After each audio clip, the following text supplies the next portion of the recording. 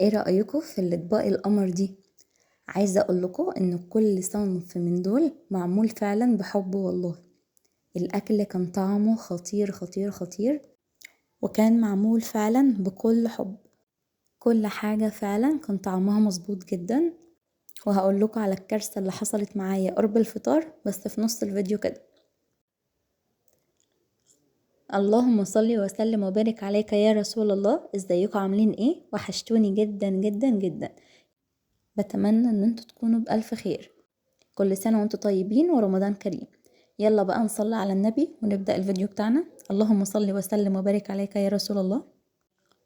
أول حاجة بدأت بيها الكرشة. أنا جبت الكرشة، طبعا هي كانت متنضفة. أنا كنت جايبة كمية معاكم قبل كده، وكنت مقسماها في أكياس وحطها في الفريزر. كانت متنضفة بس مش قوي برضو، يعني هي برضو لما بتتعان نسبة الزفارة فيها بتعلى شوية. فأنا طلعتها ونقعتها في ملح وليمون، وكانت حتة طماطمية كده صغيرة برضو عصرتها في المية ونقعتها بيها. والكرشة دي على فكرة ما كانتش متنضفة، كانت جاية سودة جدا، انا اللي نضفتها على ايدي. ولو عايزين طريقة التنظيف بتاعها برضو ابعتولي. سبت الكرشة بقى منقوعة، ودي لحمة الراس. دي اللي انا كنت غسلاها معاكم برضو امبارح. علقت على المية تغلي، واول ما المية غلت نزلت بلحمة الراس على طول. طبعا هي مغسولة كويس جدا ومتنضفة كويس جدا.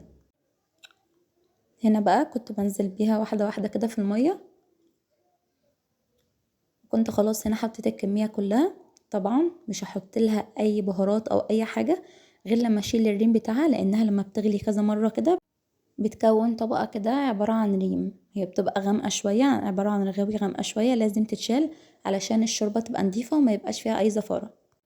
وبعد كده ببتدي بقى ان انا احط الحبهان والورق اللورا والفلفل الاسمر والقرفة. وانا عن نفسي لازم احط قرفة عيدان. طلعت بقى طبق لحمة من الفريزر. انا كنت سايباه يفك من الفجر كده بس ما كانش فك قوي. وهنا كنت صفيت الكرشه، كنت غسلتها كويس جدا وصفيتها من المحلول اللي كانت منقوعه فيه. وبعد كده سبت الميه تغلي ونزلت بقى بالكرشه.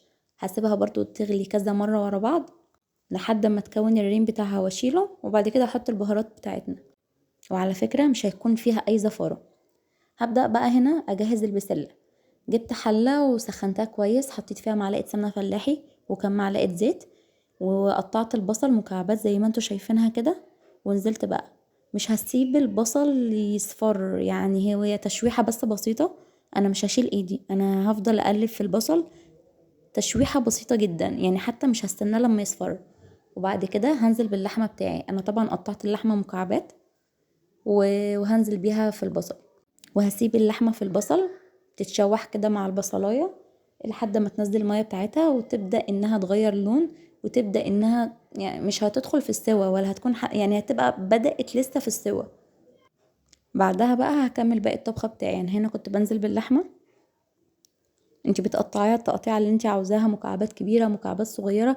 بس الافضل انها ما تكونش كبيرة قوي عشان تستوي وتبقى حلوة معاكي. يعني الحجم اللي انا مقطعاه ده كويس جدا. على فكرة تقطيعة اللحمة كانت حلوة جدا. دي كانت من الموزة تقريبا، ايوه من الموزة. لا اله الا الله سيدنا محمد رسول الله. هنا بقى كنت بشوح فيها لحد ما غيرت لون، وبعد كده بقى وطيت عليها تتشوح كويس مع البصلايه وتدخل في السوا. هنا الكرشه كنت شلت منها الريم كذا مره، عملت كذا طبقه ريم كده شلتها. وبعد كده حطيت بقى البصل والحبهان والورق اللورا والقرفه. وبعد كده بقى وطيت عليها، ما وطيت، خليت النار متوسطه كده. وغطيتها وسبتها مع نفسها. هنا اللحمه كانت اخدت اللون، شايفين؟ صورت لكم المراحل بتاعتها كلها. في المرحله دي بقى هبدا ان انا انزل بالطماطم. جبت طماطم غسلتها وقطعتها كويس. وبعد كده ضربتها في الخلاط بحبه ميه صغيرين. وبعد كده هنزل بيها بقى هنا على اللحمه. على فكره الطماطم متصفيه. هبدا بقى ان انا اقلب الصلصه كده، الطماطم كده مع اللحمه والبصل. وحطيت حبه سكر صغيرين قوي وسبتها، غطيت عليها وسبتها. هنا بقى دخلت اعمل الرز. عملت رز بشعريه. عايزه اقول لكم ان مقدار الرز بالشعريه المظبوط ان انت لو هتعملي مثلا كوبايتين رز هتعملي كوبايه شعريه. يعني الشعريه نص مقدار الرز، وهيطلع معاكي احلى رز بشعريه. هنا كنت بحمرها كويس بقى علشان طبعا ما تعجنش في الرز. وكملت الرز بتاعي. البسلة دي انا مفرزاها، عايزة اقولكم كانت خضرة وجميلة جدا. انا لا كنت حطاها في مية مغلية ولا اي حاجة، انا جبت البسلة فرطتها. وبعد كده غسلتها كويس بالمية وشلت طبعا بيبقى فيها حبيبات كده صغيرة وبيبقى فيها حاجات مش كويسة. فانا نضفتها كويس وغسلتها كويس وبعد كده صفيتها وبعد كده حطيتها في اكياس الخزين. شايفين طالعه معانا عامله ازاي؟ والله جميله جميله جميله. والبسله اصلا ذات نفسها مسكره. قطعت بقى، انا طبعا مخزنه جزر بس انا كان عندي جزر صابح فقطعت منه. قطعت من الصابح. لحمه الراس هنا بقى كانت جهزت معايا. فانا طلعتها وسبتها تبرد شويه. وبعد كده قطعتها لمكعبات صغيره كده علشان اعملها في طاجن. كل اللي متقطع ده لسان على فكره. قطعتها هنا بقى، هنا كانت الكميه كلها. كانت معظمها لسان اصلا. وبعد كده هبدأ بقى ان انا اجهز البصل. انا بعملها في طاجن كده ببصل بتبقى خطيرة خطيرة. دلوقتي ده البصل، دي الكمية اللي انا حطيتها عليها. كتير؟ لا هي مش كتير، الكمية مظبوطة جدا لانها عبارة عن لحمة بصل. قطعتها بقى مكعبات صغيرة. وحطيت حبة زيت على حبة سمنة وسبت البصلة تصفر.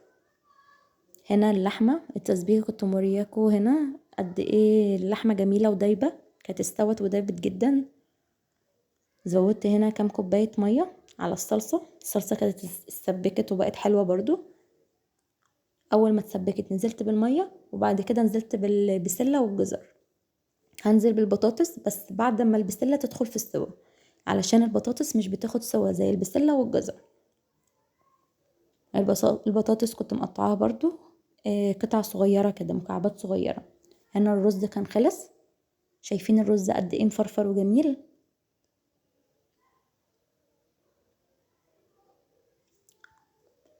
هنا بقى البصلاية هنا كانت اتشوحت كويس. وبعد كده قطعت كده طماطميتين 3 مكعبات ونزلت بيها.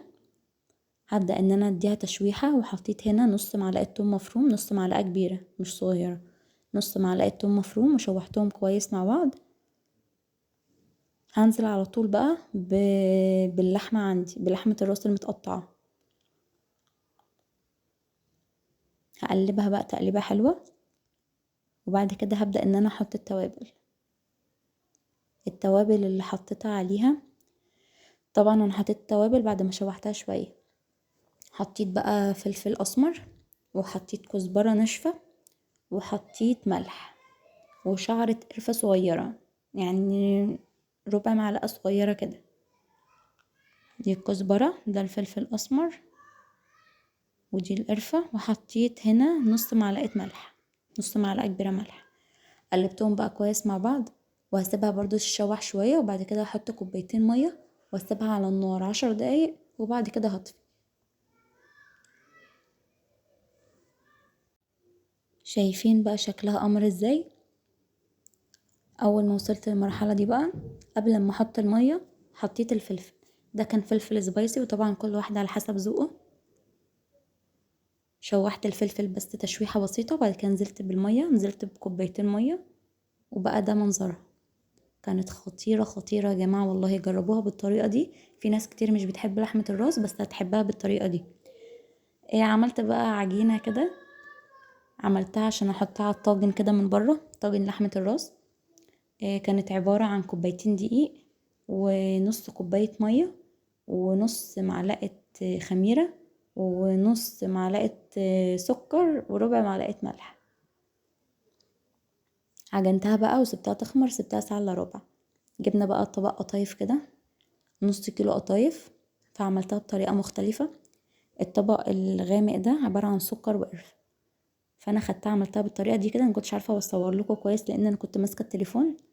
فانتي بتعمليها سهلة جدا، يعني النص كيلو ده ما خدش مني 3 دقايق. عملته كله في ثواني. عملت قدامكم هنا واحدة كمان. بتجيبيها بتبرميها بايدك كده في ثواني،